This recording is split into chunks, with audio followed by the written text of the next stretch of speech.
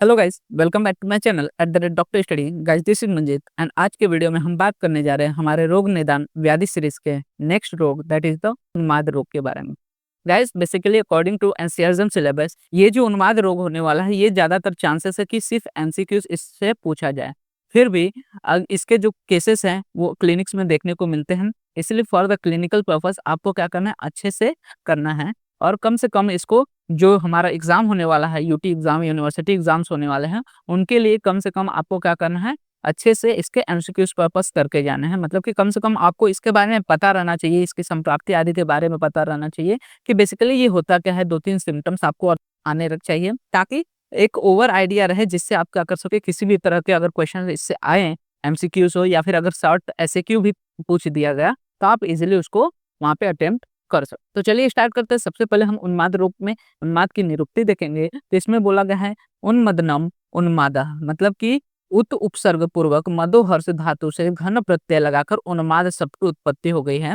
और इसका मतलब क्या होता है कि मन में विभ्रम होना। ठीक है, जो उन्माद वर्ड होता है वो क्या दर्शाता है कि किसी भी प्रकार का मन में अगर विभ्रम उत्पन्न हो रहा है, भ्रम उत्पन्न हो रहा है, तो उसको हम लोग उन्माद कहते हैं।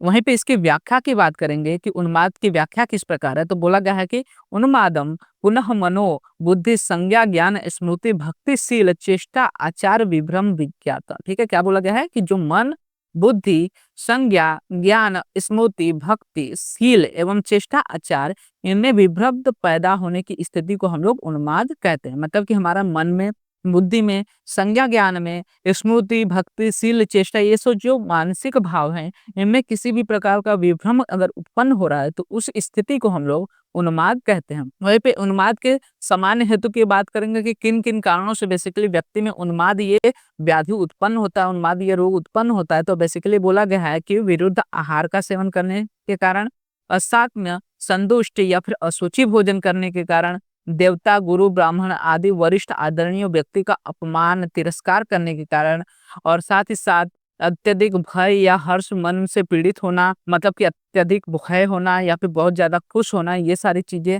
बहुत ज्यादा दुख होना, विषाद उत्पन्न होना, साथ ही साथ अल्प सत्व होना, मतलब कि वहां पे क्या हो रहा है कि हीन मनोबल का होने के कारण यहाँ पे हमें बेसिकली उन्माद रोग देखने को मिल सकता है। वहीं पे बोला गया है कि अस्वाभाविक या फिर विषम चेष्टा करने के कारण, मतलब जो चीजें नॉर्मल नहीं है ऐसी चेष्टाएं करने के कारण, साथ ही साथ शरीर तथा मन क्षीण होने पर या फिर बल का अभाव होने के कारण, किसी क्रॉनिक डिसऑर्डर से या फिर व्याधि से ग्रस्त होने के कारण, काम, लोभ, क्रोध, हर्ष, भय, मोह, आयास, शोक, चिंता, उद्वेग आदि मानसिक अवेगों से पीड़ित होने के कारण मनोविभ्रंश होना।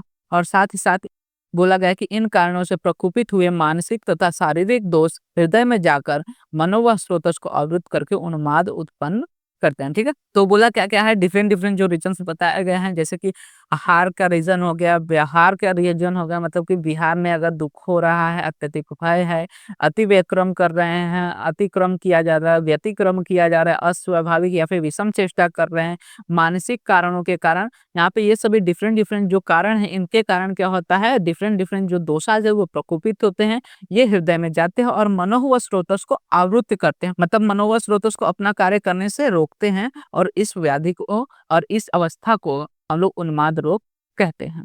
आगे अगर हम बात करेंगे इसके संप्राप्ति की, तो बेसिकली बोला गया है कि अल्प सत्व के व्यक्ति द्वारा उपरोक्त हेतु सेवन से दुष्ट हुए दोष बुद्धि निवास स्थान हृदय मन को दूषित करते हैं। मतलब डिफरेंट डिफरेंट जो रीजन बताए गए हैं, अगर ये अल्प सत्व वाले व्यक्ति में हो रहा हो तो ऐसे कंडीशन में जो दोष होता है वो कहाँ जाते हैं, हृदय जाते हैं, और वहां पे मन को दूषित करते हैं, और इस दुष्ट मनोवा स्रोतस का आश्रय लेकर सभी दोष धी स्मृति विज्ञान में विभ्रम पैदा करके उन्माद रोग को उत्पन्न करते हैं। वहीं पे संप्राप्ति घटक की बात करके किन किन घटकों के द्वारा ये बेसिकली उन्माद रोग उत्पन्न होता है, तो बेसिकली बोला गया है कि इसमें दोष में वात प्रधानक शारीरिक दोष होते हैं, मतलब तीनों दोष तो रहते हैं लेकिन इसमें भी वात प्रधान होता है, और रज एवं तम एवं मानसिक दोष होते हैं। साथ ही साथ दूसरे की बात करें तो मन एवं मनोभाव यहाँ पे देखने को मिलता है। अधिष्ठान में बेसिकली ये हृदय में जाकर अधिष्ठान करता है, और स्रोतस में मनोवा स्रोतस, संज्ञा व स्रोतस या फिर वात व स्रोतस की दृष्टि होती है। स्रोतो दृष्टि की बात करें तो वात का विमार्गमन इसमें देखने को मिलता है। अग्नि स्थिति में विषम अग्नि होती है क्योंकि वात दोष के कारण अग्नि की अवस्था विषम हो जाती है। व्यक्त स्थान में बेसिकली मन एवं मनोभाव द्वारा ये व्यक्त होता है कि मन सही से कार्य नहीं करता, मनोभाव सही से नहीं रहते, तो उसके कारण पता चलता है कि व्यक्ति को उन्माद रोग हुआ है। स्वभाव की बात करें तो द्राणु है, मतलब जल्दी ठीक होने वाला व्याधि नहीं है और ये कृच्छ साध्य या फिर असाध्य हो सकता है बेस्ड ऑन द सीवियरिटी।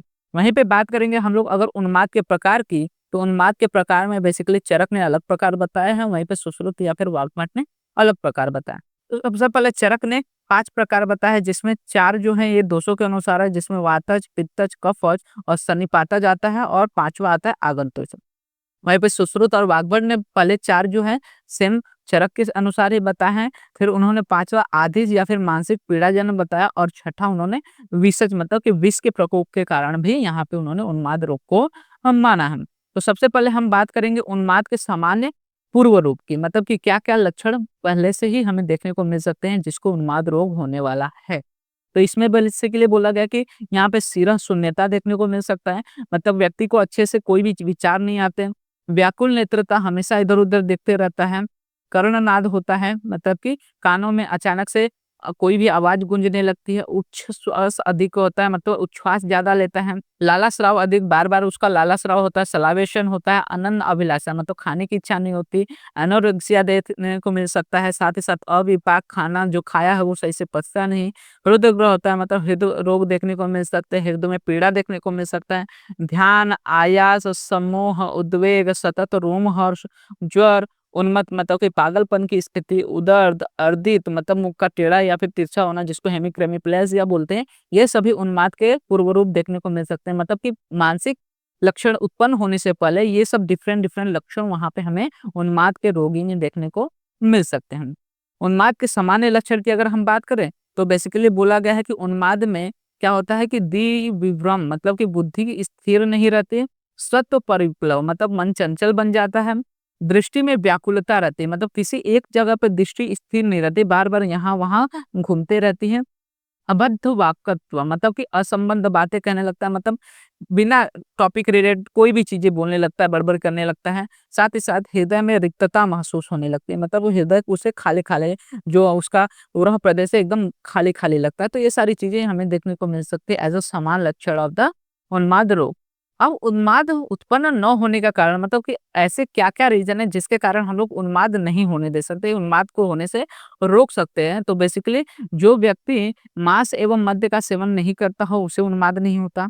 हितकर आहार का जो सेवन करता हो, जो नियमित पवित्र रहता हो, शुचि रहता हो, आचार रसायन का सेवन करता हो, मतलब कि जो रसायन द्रव्य डिफरेंट डिफरेंट बताए गए हैं उनका जो सेवन करता हो, जो सदा सत्यवान रहता है, मतलब झूठ नहीं बोलता, तामसिक कार्य नहीं करता, तामसिक आहार विहार नहीं करता, ये जो दोषज एवं भूतावेश जनित उन्माद नहीं होता, ठीक है। और साथ ही साथ बोले गया है कि इससे यह स्पष्ट होता है कि जो व्यक्ति सात्विक और मन से बलवान होता है उसे यह विकार नहीं होता, मतलब कि जो मेंटली स्टेबल रहता है, जो मेंटली ज्यादा पावरफुल रहता है, जो फालतू विचार नहीं रहता, सभी कार्य अच्छे से करता है, किसी भी प्रकार की चिंताएं शोक में लिप्त नहीं रहता, ऐसे व्यक्ति को जल्दी उन्माद नहीं होता।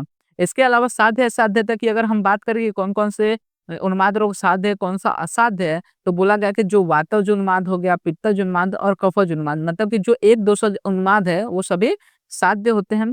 जो सन्निपातज मतलब तीनों दोष के साथ उत्पन्न होने वाला जो उन्माद होता है वो असाध्य माना गया है। मानस दुखजन या फिर विशद उन्माद जो बोला गया है वो कष्ट साध्य होता है। और बोला गया कि जिस रोगी का बल एवं मांस क्षीण हो गया है वो असाध्य होता है, और जिस रोगी का मुख सदा नीचे अथवा ऊपर रहता है वो भी असाध्य होता है, और जिस रोगी को निद्रा बिल्कुल नहीं आती, क्योंकि बिल्कुल निद्रा नहीं आ रही तो क्या होगा उसमें धातु जन्य कारण भी होंगे, मतलब धातु क्षय भी होगा, तो इसके कारण वो भी असाध्य हो जाता है। जिस रोगी की आंखें विस्फारित हो, मतलब बहुत ज्यादा इधर-उधर हलचल वाली हो, मुख से झाग निकलता रहे, जो निद्रा अधिक लेता हो, जो कंपन से युक्त मतलब शरीर हमेशा क्या रहे कांपता रहे, ऐसे व्यक्ति में जो उन्माद है वो भी असाध्य माना जाएगा। और 13 वर्षों से अधिक काल का उन्माद भी असाध्य होता है, मतलब अगर उन्माद हुए 13 साल हो गए, बहुत ज्यादा क्रॉनिक हो गया, तो ऐसे कंडीशन में भी जो उन्माद रोग होगा वो असाध्य हो जाता है।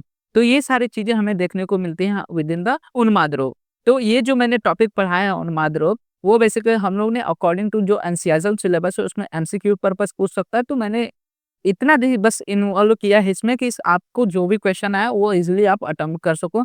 यहाँ पे अगर एमसीक्यूज पे आता है तो वही आपसे पूछेगा कि सुश्रुत या वाग्भट के अनुसार कितने प्रकार बताए गए उन्माद के, तो वो 6 लिखना है।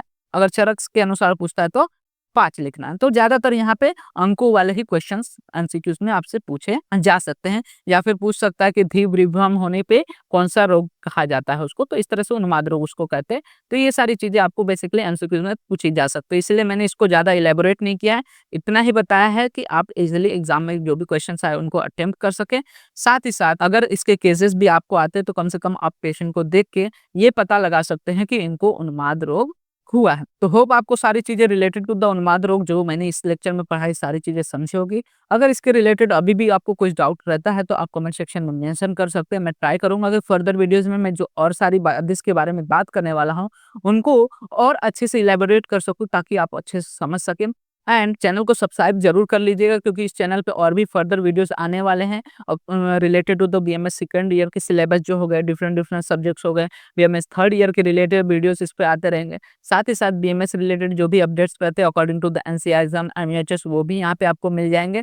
साथ ही साथ वीडियो अच्छा लगा हो तो वीडियो को लाइक एंड शेयर करना मत भूलिएगा, जिससे ज़्यादा से ज़्यादा लोग इस वीडियो का फायदा ले सके। एंड आप हमारे इंस्टाग्राम एंड टेलीग्राम हैंडल्स को भी फॉलो कर सकते हैं, जहाँ पे आपको वीडियो से रिलेटेड एंड नोट्स से रिलेटेड अपडेट्स प्रोवाइड हो जाते हैं। साथ ही साथ बीएमएस रिलेटेड जो भी अपडेट्स रहते हैं वो भी आपको वहाँ पे मिल जाते हैं, जिसका लिंक आपको वीडियो के डिस्क्रिप्शन में अवेल हो जाएगा।